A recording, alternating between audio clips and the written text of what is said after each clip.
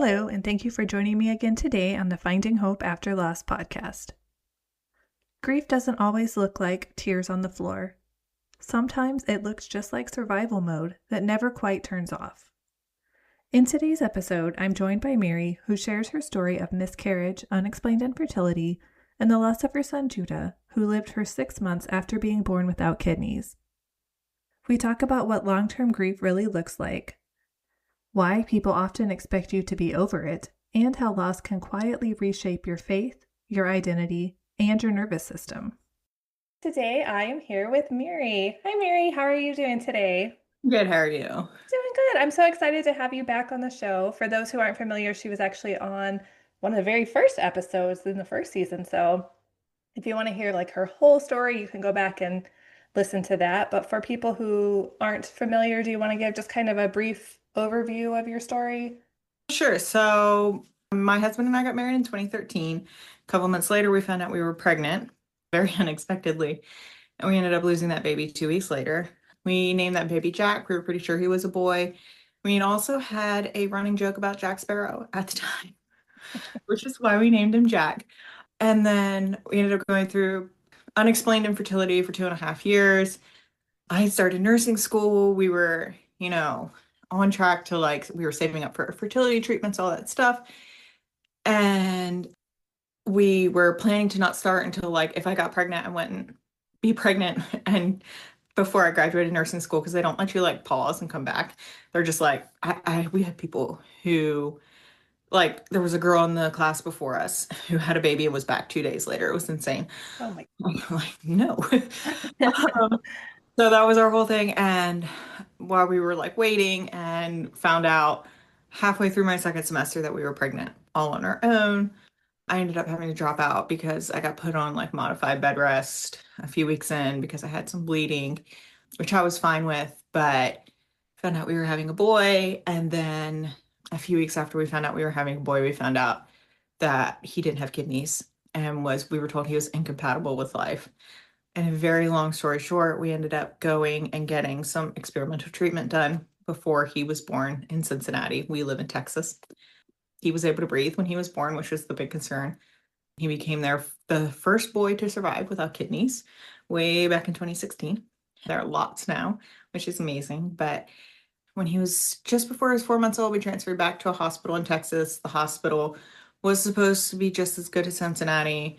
Unfortunately, we saw his level of care drop as soon as we got here. They ended up making a lot of mistakes. And because I've been in nursing school, I knew there were mistakes. We were pushing back against them. They just pushed right back. And eventually those mistakes caught up to him and he had a stroke in my arms and passed away about 41-ish hours later when we decided to take him off life support because the rest of his organs were failing. And they were like, well, you could keep him on it, but this will start happening, this will start happening. And we didn't want that for him. So we decided to take him off life support at that point. His name was Judah, and we nicknamed him Judah Bear. I don't know why, it just came out one day and it stuck. And he lived for 6 months and 2 days. And afterwards, I was really lost and didn't know what I believed anymore, didn't know what to do anymore. And I think it was 3 months after he passed away, we found out we were pregnant again, which we did not expect. We expected to have fertility problems again. And less than a year before he passed away, it was about a month before, we welcomed our first little baby boy who got to come home with us. He's just turned 8.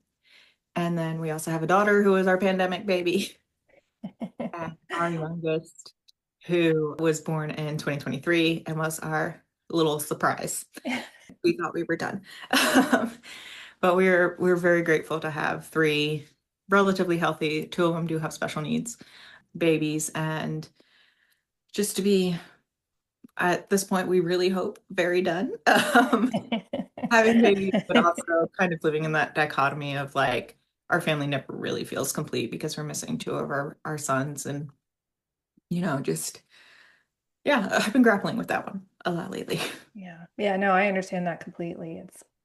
We could keep having kids for the rest of our lives and we would never have a complete family because we always feel the weight of the ones who should be here that are missing. And it's hard for people to understand when they haven't been through it. Yeah. And it's been like we're at the point where we're like, okay, because when we were pregnant with our son and we found out he was a boy, our last one, we were like, maybe we'll try to have one more so our daughter can have a sister because now our son has a brother. And after he was born, he did not sleep for the first like over a year. He was still up 6, 7 times a night. And that was when we realized like we've really reached our threshold of what we can like faithfully steward as parents. Of like we could have more, right? But we wouldn't be doing our other children a disservice if we had more because we've reached our threshold. We can't handle it. And I think that's a really important thing for people to like realize is like how many kids you can like feasibly handle. So when I was pregnant with him, I never really got that like, oh, this is our final doing this. This is our final doing this, right? So it's been more of like afterwards of like we've realized, okay, was our last baby, and we didn't realize it was our last baby. And I think also just, a lot of other lost parents can relate to that because, you don't really know. And going into pregnancy after loss, like, can I handle this 2 more times? Can I handle this however many more times for however many kids we originally wanted? And so there's like a grieving of that dream that you have in there as well. Of because I always thought I'd have lots of kids. I come from a big family, but I'm at the point where I'm like, two of them have special needs. I can't, I've gotten to the point of what I can handle. And we really need, unless God says otherwise, because if he wants us to have another baby, we have another baby. Yeah. But I'm at the point where, I still have that dream of having another daughter, but I'm so grateful for the ones I do have. So it's just this like weird dichotomy and this weird like grieving process of knowing like, yeah, no, I'm really, really done. No, I What mean, about- I relate to that so much because our last baby, our last living baby was also a surprise, and I thought our rainbow daughter was going to be the last. So I did kind of grieve that as the last pregnancy, and then I was hit with a surprise pregnancy, and now it's like, okay, part of you always wants more kids, but Yeah. like you said, it's not always the best or logical choice, but Yeah. we're still having to deal with the emotional weight of all of that. Yeah. And like I think that's something like the people outside of the lost community don't really realize is like how much weight and grief comes additionally to those kinds of things because you already have that grief that you're dealing with, and then you're adding, like, for anybody, like deciding not to have any more kids comes with grief, right? Because you're grieving not being able to like meet your own little tiny human for the first time, right? But you're adding that on to more grief on top of it. And I feel like it's just like this kind of extra griefy thing. I'm not explaining this very well, but No, I understand completely. I mean, and I mean, even non-lost parents, but I think especially lost parents will understand the weight behind that. It's not as simple as, oh, I want a kid, let's have a kid, or okay, I'm done. Like you're done. It's not, it comes with so much more behind it. Mhm. That just kind of makes it heavier and harder to. Yeah. So that's kind of where we are. We're almost 10 years out from almost, no, sorry, 9 years out from our first loss. He would have turned 10 in 2026. So I keep getting them mixed up. But in February, it will have been 9 years since he passed away. And so it's been like almost a decade, and it's been a very weird decade. And we're just kind of getting to this point of like coming out from underneath of things. We finally, our older kids are in school. We're finally not doing full-time therapy all the time because, we have the two special needs kids, although we might be going back for one of them. He hasn't done it yet, but like it's just this like everything's kind of shifting into this like later phase that like I see a lot of people who, lost kids 10, 15 years ago, and they talk about like the grief and the weight, but I also don't really see them talk about like this stage. And so I'm kind of just feeling my way through it. And it feels very awkward and very weird. And just trying to figure it out one step at a time because I can't find like the guidebook I for like, know. okay, you've gotten through the like really heavy part. What do you do in the next part when you kind of feel like yourself again, but you don't know who yourself is anymore? And like I think of grief these days as more like a friend who's just always with me and just always reminds me that Jack and Judah were here and I loved them so much that it hurts that they're not here, but the grief is also like a reminder of them. So And I don't know how to explain it really. It's quieter. It's just kind of like this undertone of my life, right?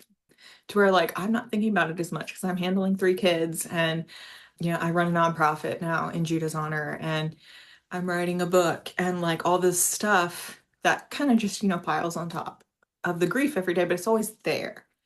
And when it kind of like comes up alongside me, it's like, hey, I'm here.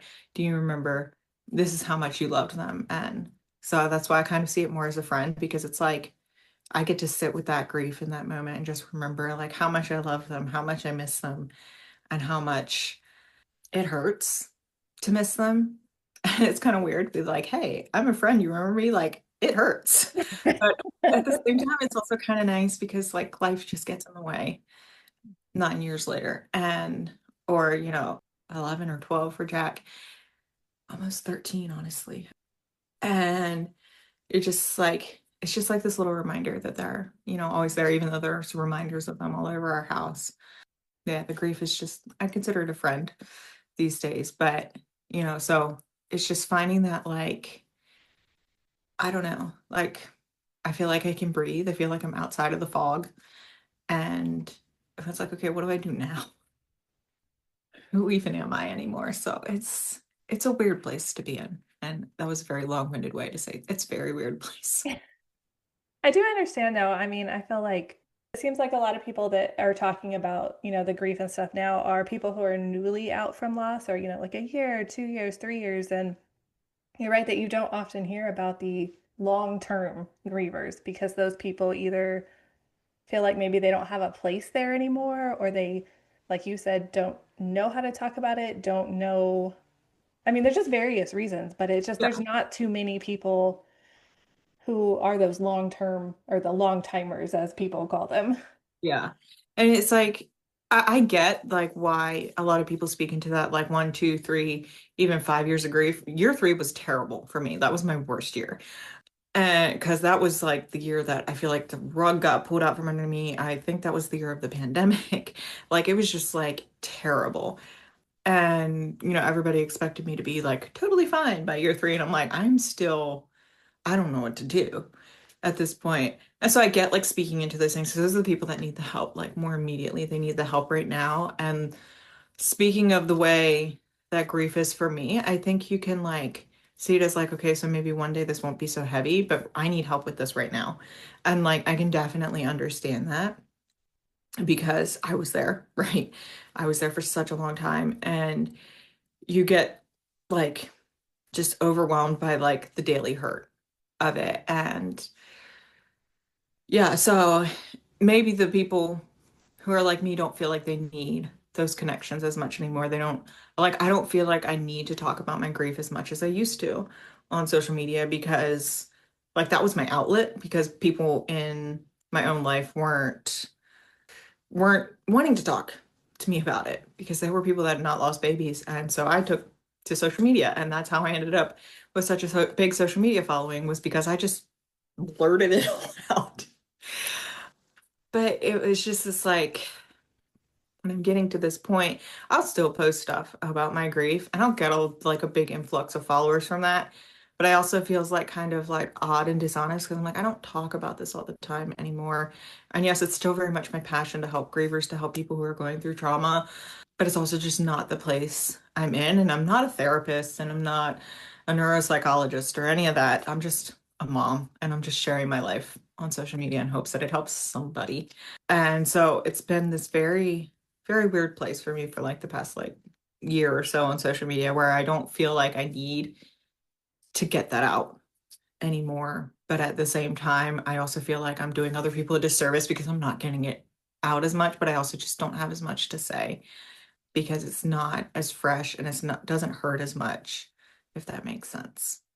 Yeah, and like you said earlier, you're focused on different things now. Like it's not that you've forgotten about them or you don't love them or the grief isn't there, but you have your three living kids to take care of. I mean, you have all of these other things that take up more of that time and more of that space than the grief used to. But again, it never means it's completely gone. It just isn't at like the forefront anymore. Yeah, and I feel like this is where like people can get really confused with us because they're like, "Oh, you look fine now." right? You're living daily life. You're like, for us, our life is a hot mess because special needs kids, but like, they're like, you're not lying on the floor sobbing, right? And I'm like, oh, you're fine. And like, we've recently, joined a new Sunday school class at our church, and I said something, and they were like, oh, well, you guys seem like you've handled it really, really well. I'm like, oh, if you only knew. Like, it has not been handled very well, and sometimes, even though it can look like it, right? So like, oh, you've got your nonprofit, you've got your book, like you're doing all these things, and I'm like, you didn't see me, like, oh, and I was really bad. Yeah, they don't see all the work that went into getting to this point. Yeah. And it's a lot of work. I will not lie. And like, I feel like that's another thing that can like scare new grievers off. They're like, no, you have to put in a lot of work. If you want to heal, you've got to put in the work. And it's not easy, and it's every single day, and it can be exhausting and some days you're just going to go back to lying on the couch and doing nothing, you know, until your kid comes and hits you in the face. But Yes, for sure. it is a lot of work, and I don't want to like discount the work, but I also don't want to scare them off to be like, at some point, as a Christian, at some point I had to do the work with God. That was not easy. I had to do the work to deconstruct my faith and figure out what it was I actually believed about God, because everything I thought I knew about God shattered when Judah died, and even when he got his diagnosis. And I had to, like, once we got through all that, and we got through another pregnancy after loss where I was having daily panic attacks and like just not doing well. And, I had to go back to the drawing board and be like, what does the Bible actually say? Who is God actually? Versus like the stuff I had been taught as a kid with evangelical Christianity. And so, I think I might make some people uncomfortable because I use the word deconstruct, but I'm like, I don't mean it like we're throwing our faith away, but we're taking it back and we're being like, there's God, there's Jesus, he sent his son. These are the basics, right? And what do we believe beyond the basics about who God is and how he feels for people in crisis, how he feels for people who are grieving, how God actually wants us to, deal with these things, because a lot of things that are like trauma responses and the way God made our brains to deal with trauma and grief and loss have been painted as sin and have been painted as, oh, well, you just need to praise God anyway. And I'm like, I can't. I just can't, because this feels wrong. And I had to learn that lament is a thing, and you can yell at God all you want, and he does not care. He's a big boy. He can handle it. But it's just like these things that, you have to go back, you have to go through, you have to find what you believe, you have to find why you believe it. And like for me, it looked like going back through the Bible and realizing how much of the Bible is actually like almost all of Psalms is David yelling at God and being like, why in the world are you doing this to me? Or like how much of it is actually just God being close to brokenhearted people. And evangelical Christianity didn't teach me that. It taught me I needed to sing praise songs and just be like, but God is so great anyway, and jump to the ending when I couldn't jump to the ending. And that's a lot of hard work. And it took me probably up until last year to really figure out what I believed. And, that's another aspect of it. And there's just so much work that goes into this 9 years down the road person of like, okay, but who am I now? And I feel like that can, kind of scare some people off. But if it scares you off, that's okay. It just means you're not ready. And that's okay too. And for me, wherever you are, whatever you're like, this is something that like I've been thinking about a lot recently. Wherever you are, whatever your political motivations, whatever your religious affiliations, I don't care.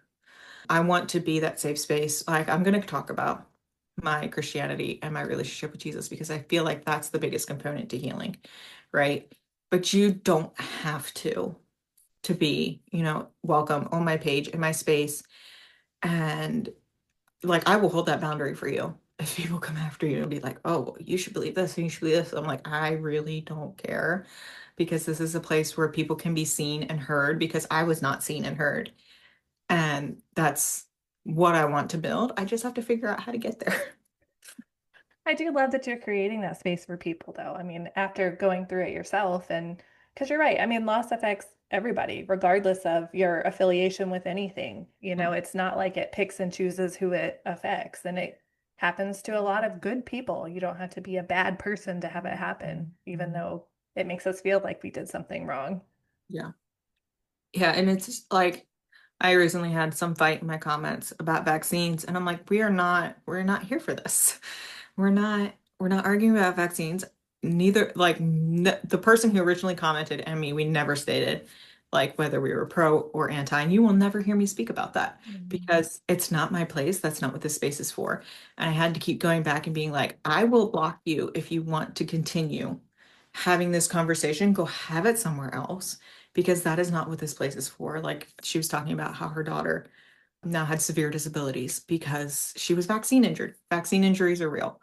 And there were so many people like calling her an idiot, calling her an anti-vaxxer, like all this stuff, trying to invalidate her trauma. I mean, like, well, your child's not dead. So a severely disabled child is better than a not dead child. And I'm like, we don't do that here.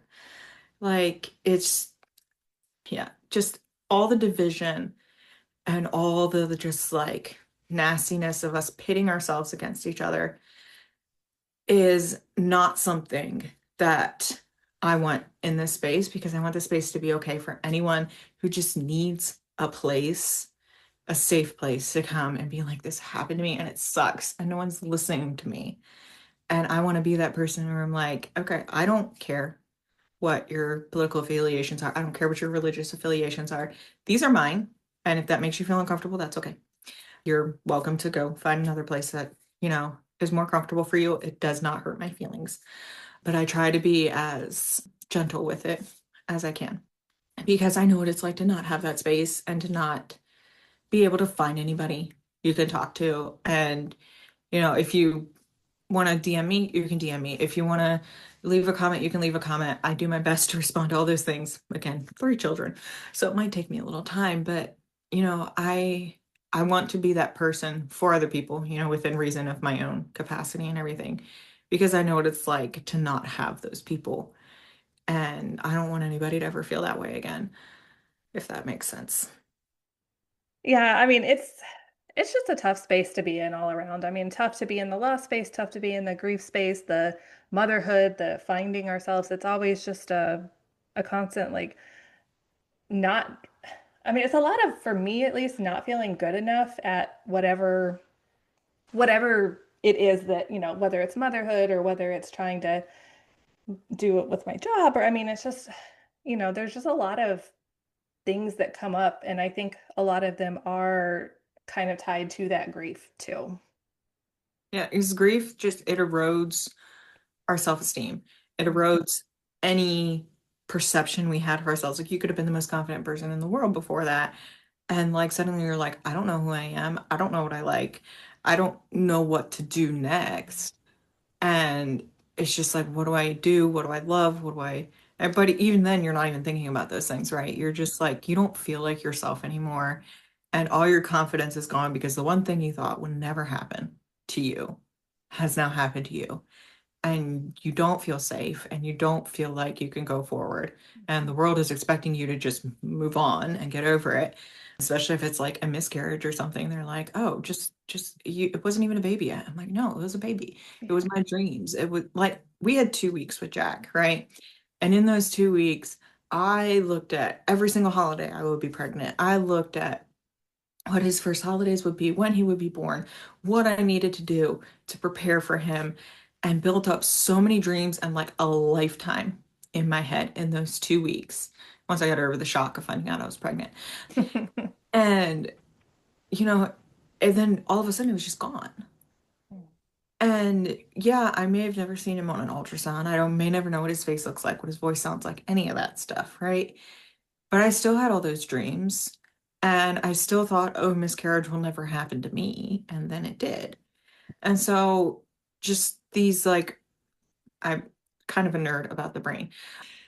Like we have these thoughts and ways our brain like believes the world works. And then loss happens and everything just crumbles. And our brain rushes to fix it as fast as it can. And so what it's going to do is it's going to put up like a temporary bridge or like a scaffolding until that long-term healing work can happen and in long-term rebuilding of the brain. And what it's going to do is it's going to try to find the way to make us feel the least terrible the fastest. And that usually comes down to taking away our sense of safety. And like instead, we're like constantly looking for the next amount of danger because had we keep from feeling this again, we prevent it, right? Even if there's no logical way we could have prevented, we go to blaming ourselves because if we have a target or like, blaming something else, like I blamed Starbucks green tea for a long time. I thought that was what caused my miscarriage. Because if we have a target, we have some place to put some of that pain, right? And it's just all these things that like I don't expect people in grief to understand, right? Unless they're a neuroscientist or something. But like, I feel like just understanding that your brain is trying to protect you and it's doing that because every like neural pathway that this, then this is what the world looks like and how the world works, which is why I talked about you need to rebuild those belief systems because the brain can't figure out what it believes anymore. And so you have all those things that are broken down and it tries to fix it as fast as possible because the brain cannot deal with unpredictability. And so it's basically just throwing band-aids on bullet holes until the bullet holes can actually get fixed. And so, that initial fresh grief, like I understand why, there's such a need for it because we need people who speak our language. We need people who understand what it actually feels like. And if you don't understand what it actually feels like, I really don't want to be taking advice from you.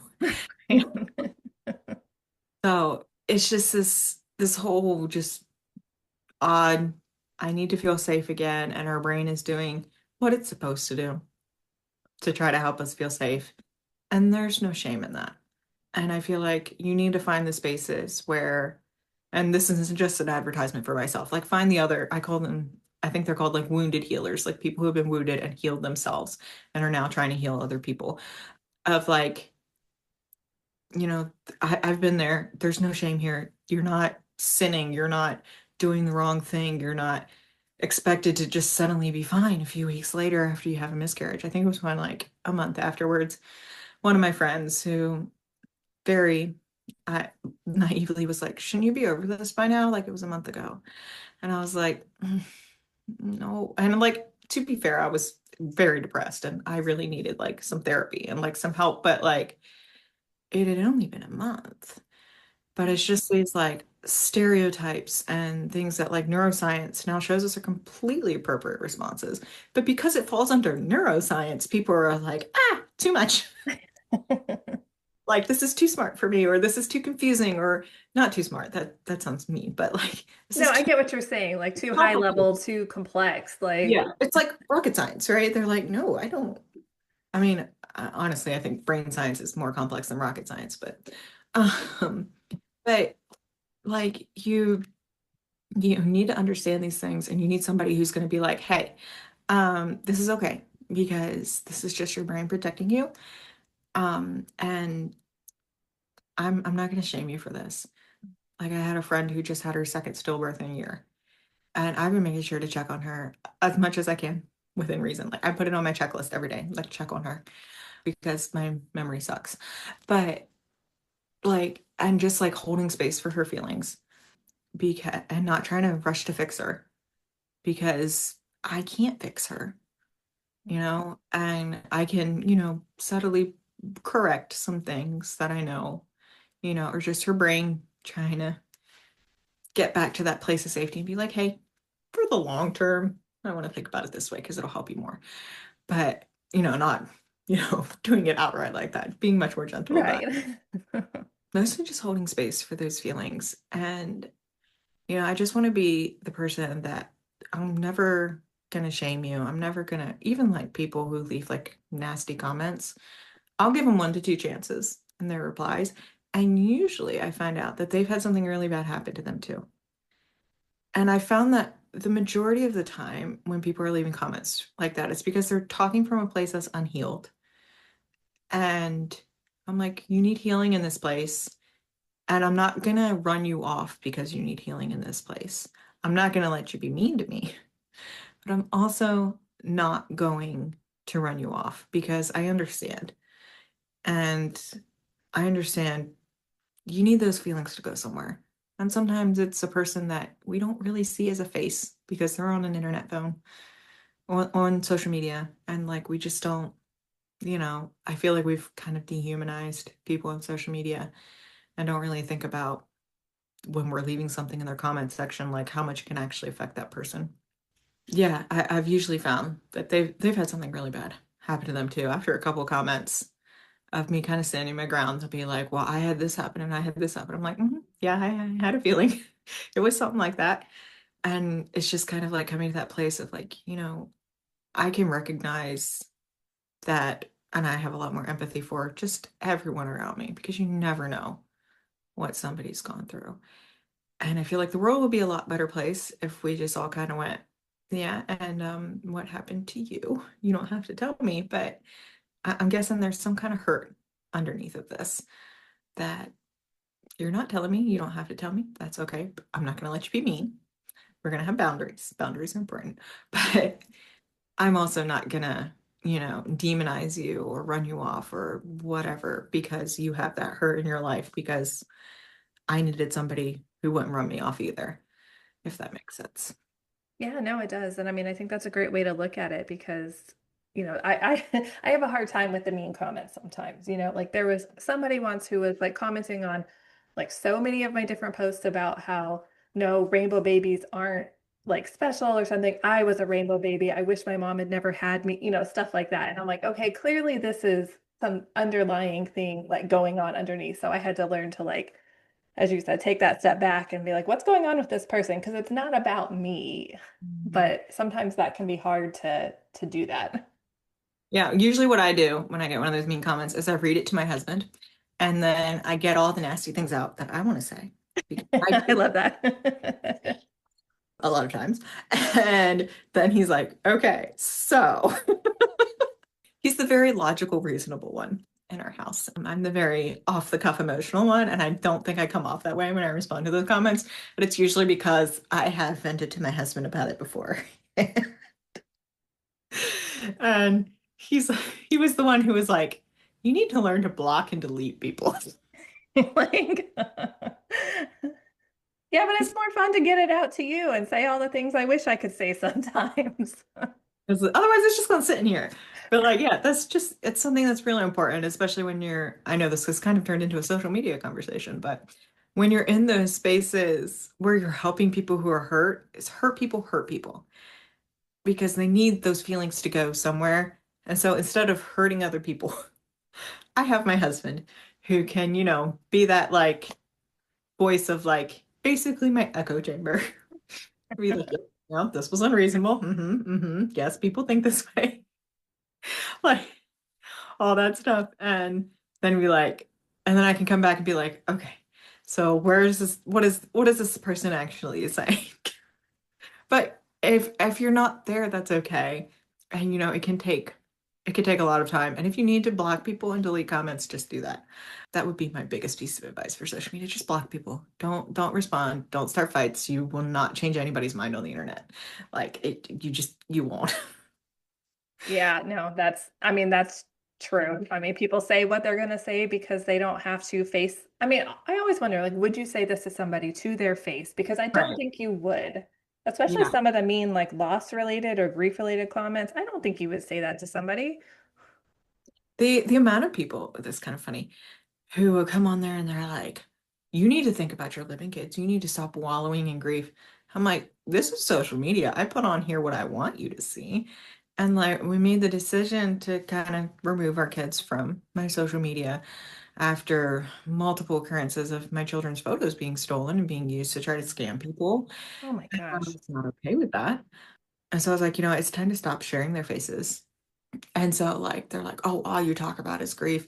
And I wish my parents hadn't done that to me because that's all they talked about. And I'm like, I hear the hurt in that, right? Because they're like, my parents made it all about the child they had lost, not about me, right?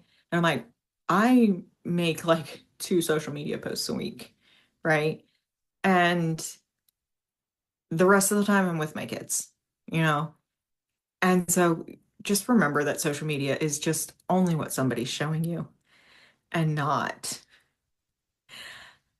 what, you know, what is actually happening in their life because yeah, social media isn't real and it's curated and it's a tiny, tiny snippet of somebody's life. And like, yes, technically I work in lost spaces, so you could say more of my life is about grief, right? But at the same time, like I'm not constantly talking to my kids about Judah because we talk more about Judah than we do about Jack. Because we have pictures of Judah and we have his foot molds and his hand molds and like tangible things. And Judah's just a part of our lives, and talking about Judah is just a part of our lives, but it's not like an everyday, all the time thing. And so you just have to remember that like what you see on social media is a small, small part of somebody's life. It's not the whole thing. And that's the other thing that I think is a very important reminder when you're, in these spaces and you're like, oh, this person's just, they're so hung up on this. No, this just might be the only place they can talk about this, you know? And this might be the only place they feel safe to talk about this. So let's just, because like to me, like just typing out a caption and like just like leaving it for the world to see, kind of like an open diary, was so cathartic for me. And like, but then I'm turning around and I'm dealing with, my kids. And I usually do it at night after they go to bed. And so it's just, it's not my whole life. And we need to remember that to approach these places with caution, not caution, compassion. The other C word, to approach these places with compassion because this isn't a person's whole life. It's a piece of who they are. And we're not there every moment of every day. So we don't know what's actually happening. And if somebody's being brave enough to share their grief online, it's probably because they don't have anybody else to share it with. And if we approached it with that instead of just assuming that, oh, well, this is your whole life, this you're ignoring your other kids, or just be grateful for what you do have, or like all these other comments I've gotten over the years because I've been doing this for like almost 6 years now, is just have some. I wish I could just go out and smack people in the head sometimes, be like, have some perspective. See some nuance, but I also know that like it took my child dying for me to see the world as less black and white. So I also, have compassion for that. But yeah, it's an odd place being a content creator in the grief and loss space. It's just weird. Well, before we wrap up, is there anything else that you'd like to share, add about anything? Just that, if you're in this kind of weird space or that I'm in, I'm publicly documenting it again, even though I feel very scared to do it because it feels very vulnerable. But I know it helped me last time, as well as I am working on getting out of survival mode. So I'm, sharing ways to do that. As a kind of caveat, I am using ChatGPT to do it, which I know people can have opinions about ChatGPT, but I'm also making sure because I know the world is not black and white and people have issues. I have issues with AI, but I see it as a really good productivity tool. There's a lot of neurodivergence in my house. It's a really good second brain for people with neurodivergence, even though it feels like ChatGPT has ADHD sometimes. But I'm making sure I'm putting up ways that you can, keep using the system I'm using without AI. I'm trying to be cognizant of that. But yeah, so if you just want to see the really weird place I'm in right now, my content's really weird right now. I'm kind of all over the place. But yeah, it's this weird place of like being down the road and like nobody really talks about it. So hopefully my talking about it will help somebody else and at least we can like be like this is weird together. So that's kind of where my content is. I am still talking about grief and loss and I'm reposting some of my older stuff so that way, there's that continuation of like the validation, the stuff I've learned, but it's very much not where I am now and I'm just kind of trying to find who I am and also apparently raising butterflies now. It's funny what we find ourselves doing, you know? Well, we had these chrysalises out in our backyard and it got too cold. And so we brought them in the house and like with the the caterpillar was gonna die. I found a caterpillar. And I'm like, well, he's coming in the house now. Oh, we're raising caterpillars. Because like, I don't know, it's kind of weird for me because like I've always loved animals and tried to take care of animals, but like that compassion is like so deeply rooted now that I can't stand to see something like get hurt when I could like help it. It's kind of funny because it's coming out in my daughter now too. I'm like, oh, you are your mommy's daughter. I would like, there's these stray cats that hang out around our church. She's like, Mommy, when are we bringing food for them? When are we catching them? When are we bringing them home? And I'm like, oh, you are your mommy's daughter. Oh, I love it though. It's just like, yeah, it's a really weird place. And so my social media is kind of a weird place to be right now.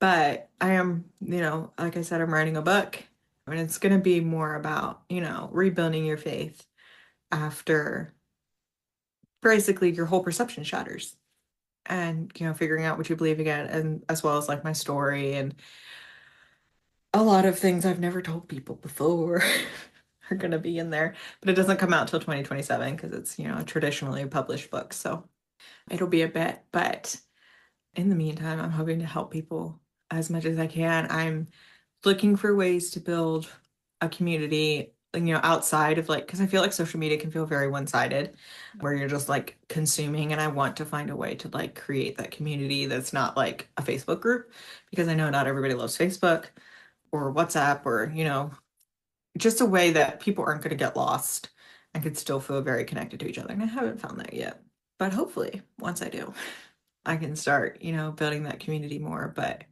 yeah, so if you're trying to get out of survival mode or you're just in this weird place, we can be in a weird place together on social media. And this kind of became a social media talk, and I didn't mean it to. That's Um, okay. I think it was super helpful. I mean, yeah, it's a lot of helpful advice for people who are, trying to navigate these issues and find themselves again. yeah. And it's, you get to this weird place and you're just like, I don't know what to do. And I was like looking around at other creators, and they're still speaking to like those early years, which is fine because a lot of people need help. And I feel like you need a lot of different opinions and a lot of people's different perspectives on it because everybody sees trauma differently, because your trauma is your trauma. And that's another thing. I never want someone to compare their trauma to mine. I've had that happen so many times where like, I know it's not as bad as what you went through. I just had a couple miscarriages. I'm like, that's still the worst thing that's ever happened to you. And that counts, you know. It doesn't matter. We're not playing the trauma, you know, comparison game. Trauma is trauma and it affects all of us the same. And yeah, it's just a weird place where your brain, I guess my brain is like finished rewiring itself from all the trauma, and now it's trying to figure out what it likes again and who I am, what even my style is anymore. Like that's another big thing. Like 'cause I've been like all over the like different content gurus pages. And the thing is they're like, oh, you need to sell a digital product, you need to do this. I'm like, I don't want to sell people stuff. Like technically, yes, do need to sell you a book in a year.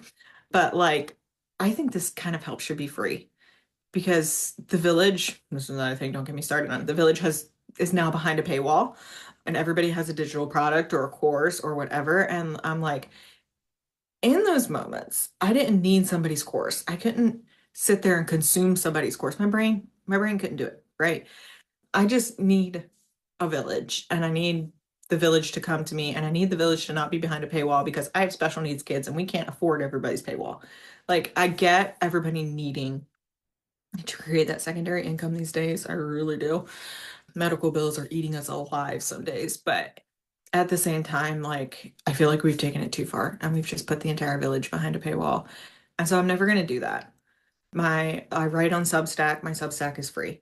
I may eventually, if I have something that's more like bookish, like a devotional series or something, put that behind a paywall just because it'll take me a lot more time to put into it. But like the stuff that's just gonna help you, like my survival mode series, not behind a paywall.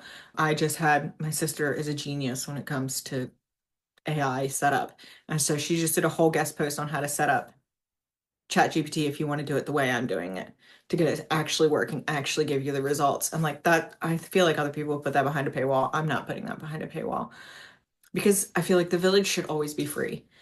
And I don't feel comfortable.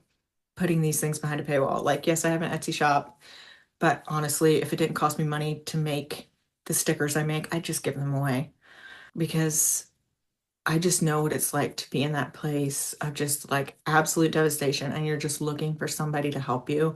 And then they're like, well, for the low price of $49, I'll give you my help. And I'm like, I don't, I don't know you enough. I don't trust you enough. Trust is earned. And you're not going to earn my trust in one ad, right? In one reel, especially after grief and trauma. Like, that's what I want to do. I want to earn your trust ultimately. But at the same time, like, these are things that I had to learn the really, really hard way. And I don't want you to have to learn them the hard way. So I will give them to you for free. I do not care. That's my spiel on how I think capitalism has gone too far. But anyway. But yeah, it's just you'll never find me behind a paywall. I'm always here. I'm one person. I pretty much run my nonprofit almost like the daily stuff by myself. I have a board, but and they help, when they can, but they also have kids and jobs and, all that they're doing. And, I kind of just treat this as my job where I don't get paid and I'm okay with that because I would much rather somebody not end up in the position I was in where I was just so lost that I jumped on a social media trend. And that was what took me from 1,000 followers to like 23,000 followers in like a week. But I felt I couldn't hold it in anymore. And I'm not saying to do that as a way to go viral. Like, please don't. But like, I did not expect it. And it made me realize like just how much I needed it and how much other people need it. And just, yeah, how much we just need to go back to being human and caring for each other and listening to each other and stop caring so much about what labels we carry and just be human and have compassion for each other, have empathy for each other, know that we're not going to agree on everything. And just, yeah, we just need to be human again, especially in this world where there's so many opinions flying at us left and right. We live in social media echo chambers. Like, it's just, yeah, I'm always going to be that place that people can come. And I may not agree with your views. I may not agree with what you say, but I'm not going to push you away for it because I know how much the space is needed. So, yeah, if you need a place like that, it may not look like it on the outside all the time, but because I'm still trying to figure out all this building a platform stuff and how to keep people's attention on social media. So Which it is looks a lot harder than people think it is. it really is. And like I'm in the middle of the like experimentation phase of like learning and of like all this hook stuff. Like I'm like I don't know how to do a hook. I just want to talk. I don't want to think about it like, Like let's I'm a do a talker. visual hook and a audio hook and make sure it's less than this and use your trending music. And it's like, what the? I know. I'm like I don't I want to just want to share things. I just want to help people. But they're like, "Oh, but you got to do all these things, right?" I'm like, if you can't tell by the time you've gotten to the end of this episode, I talk. I talk a lot. And like I think that might be part of my problem with social media. Social media is so short form. And I'm more of a long form person, and that's where my Substack comes in. And that's where writing a book comes in and talking on a podcast comes in because I'm not a brief person. I never have been. But I'm also, the person who will sit there and you can talk at me for the next 30 minutes about anything and everything. I will not interrupt you if I feel like I don't need to. I mean, I will always make sure physically you are safe, right? And, those things that in mental health can get into really scary territories, I will stop you on. But, and, but at the same time, like if you need to talk for the next 30 minutes, go ahead. I'm fine with that. And so, yeah, I'm trying to build a community of people who not necessarily have lost babies, but lost anything, any kind of grief, any kind of trauma. Shoot, 2020 was trauma. I'm convinced that everything that's happened to 2020 since 2020 has been a worldwide trauma response. Like we all have trauma, whether we realize it or not. And I want to be that place where you can come in and be like, this sucks, and I'm going to agree with you, you know? because it does suck, because it's your perception and your worldview that has been shattered, and you're trying to find meaning again. I am going to do it from a Christian perspective. So if you don't want to hear that, I'm probably not the right person for you. And I do hope you find somebody who is the right person for you, because, we've all got to find our people. That was a lesson I learned the hard way. But, you know, if you're open and willing, and I have people in there who've told me, I'm not a Christian, I don't believe in these things, but you still have helped me so much. Your perspectives have helped me so much. Just watching the way you've grieved and grown and everything has helped me, feel like there's hope for me too. And at the end of the day, I want to give you hope. I want to give you space, and I want to give you a safe place to land, regardless of what your beliefs are. Well, thank you so much for coming on and sharing everything with us today. I really appreciate you coming on again. Yeah, it was so nice to talk to you again and get a little bit of my angst about social media out. So if you're planning on going into the law space, just be a little forewarned. Thank you so much, Miri, for sharing your story with us. Remember to always be gentle with yourself. Healing after loss isn't about rushing back to who you were before. It's okay to take time to find ways to live with this new version of yourself. If you found this conversation helpful, please consider subscribing so you don't miss future episodes. And if you're listening on Apple or Spotify, leaving a quick rating or review is one of the simplest ways that you can support the show. It helps the stories reach more people who are navigating grief, loss, infertility, and survival mode. Thank you so much for tuning in, and remember, we are all in this together.